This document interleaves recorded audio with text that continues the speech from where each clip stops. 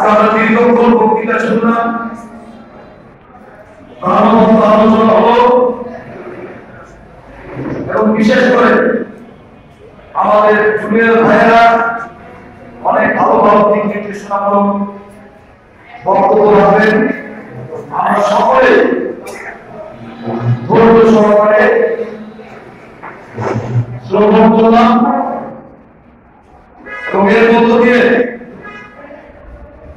আজকে একটা জিনিস প্রমাণ হলো যে আমাদের জুনিয়র আইনজীবী যারা আছেন তাদের মধ্যে আগামী 20 বছরে ভারতের নেতৃত্ব দিতে এরকম যোগ্য জুনিয়র আইনজীবীদের আমরা দেখতে পেলাম।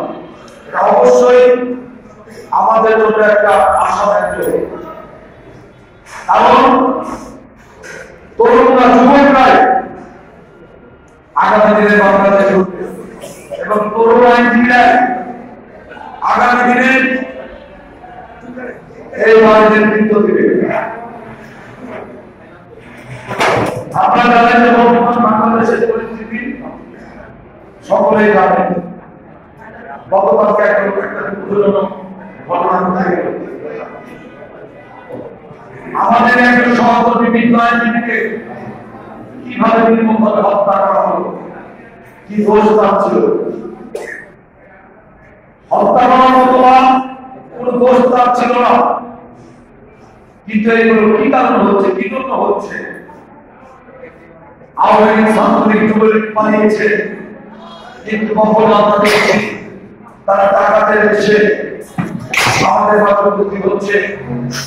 আবার কখনো দেখছি তারা ব্যাটারি চালিত রিক্সা চালক হিসেবে আন্দোলন করছে।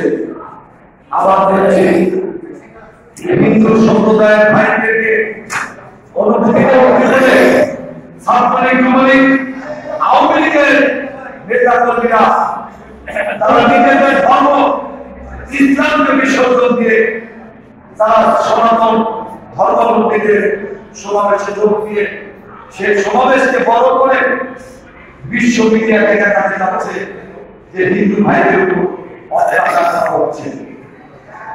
এইসব ষড়যন্ত্রের কারণে বিএনপি বারবার বলে আসছে যে সংস্কার অবশ্যই প্রয়োজন, কিন্তু সংস্কার হচ্ছে জনগণ প্রক্রিয়া। আজকে যেটা আমি সংস্কার মনে করছি, আজকে যেটাকে আমি যৌক্তিক সংস্কার মনে করছি, আগামীকালকে সেটা পরিবর্তন করা প্রয়োজনীয় হবে।